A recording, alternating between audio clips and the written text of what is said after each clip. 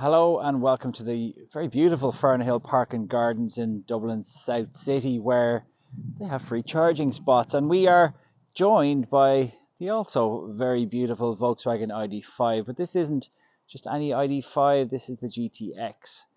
So is it worth nearly €80,000? Let's find out. Take a moment, enjoy the calm. You could be stuck on the N7 with two teething toddlers, but we don't do stress at the AA. We do roadside rescue, and our trained mechanics fix 8 out of 10 problems at the roadside. Buy online now at theAA.ie. Relax. Yellow and black have got your back.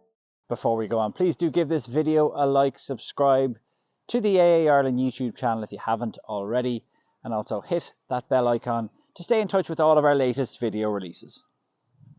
The Volkswagen ID.5 has been a huge success since it arrived into Ireland. It's now the best-selling EV on the Irish market, and it's probably overshadowed the ID.3 a little bit, which itself has probably been not the success it should have been.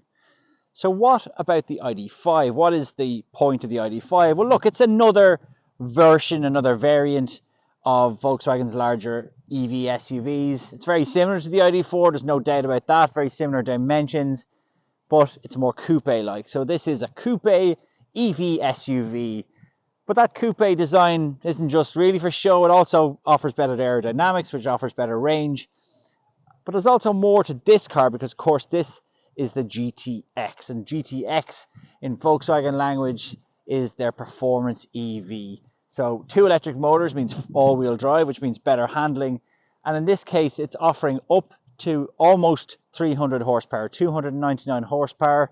There is an asterisk to that, because it only does it for 30 seconds and the battery has to be charged at over 88%. But it does still make this the most potent Volkswagen EV you can get right now, and it shaves about 4 seconds from the 0 to 100 km/h time versus a standard ID.5.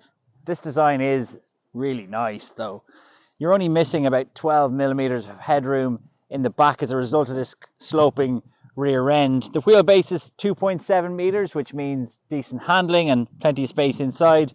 This GTX version gets 20-inch alloy wheels. They look really good, and this GTX model gets plenty of GTX specific livery littered throughout, externally and internally, so it looks really good.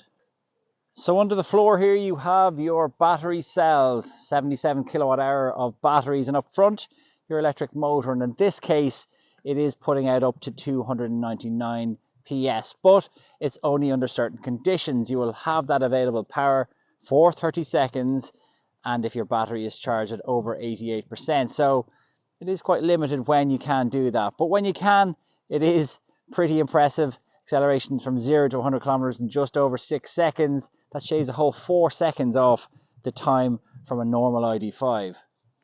Volkswagen have really done a very nice job on the interior of the ID.5. I mean, the ID.4 cabin is lovely, but it just feels like the ID.5 has had a little bit more time to be developed. The materials feel a little bit more nicely put together, and it just feels a bit more finished than the ID.4, which, truth be told, felt a little bit rushed to market. You're getting the latest version of Volkswagen software in this, so things are working a little bit quicker. You can get over-the-air updates, and you get better information on charging as well. You have your wireless Apple CarPlay, Android Auto, 2 USB-C ports, and the multifunction steering wheel. Mightn't be to everyone's taste. Some people still don't like these haptic buttons on the steering wheel. I'm well used to them. I quite like them. What I really like is this panoramic roof, which gives a lovely airy feel to the cabin too. These seats are great as well. I think by calling the ID.5 GTX rather than an O or a GTI, they've given themselves a little bit of a get out of jail free card, because the GTX doesn't feel that fast to me. I mean, it's on paper pretty quick, 300 horsepower, you know, temporarily at least, but it is a very heavy vehicle. This GTX ID.5 is actually the heaviest of the ID.5 range. It's 100 kilograms more than the rest of the version, so it's like having another one of me sitting in the passenger seat of the regular model. And I guess it just doesn't feel crazy urgent. You know, you get into a Tesla Model Y or you get into the Ford Mustang Mach-E, and those feel like really super quick cars. This is no doubt fast enough. I mean, it's shaving 4 seconds off the regular ID.4, so I mean it's certainly much quicker, but it never feels crazy fast. The handling though is very good. You know, the addition of the extra electric motor does really improve the handling. But look, overall it's a nice car to drive. Like, don't get me wrong, a really lovely car to drive.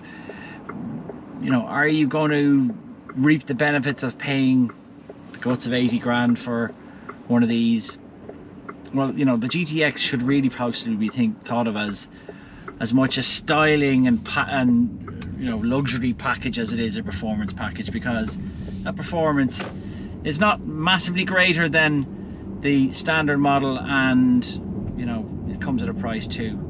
If you want the best ID.5, and lots of you do, this is the one to have. It looks the best, it has the best acceleration, and the range is still very strong. So if you want the best ID.5, this is it.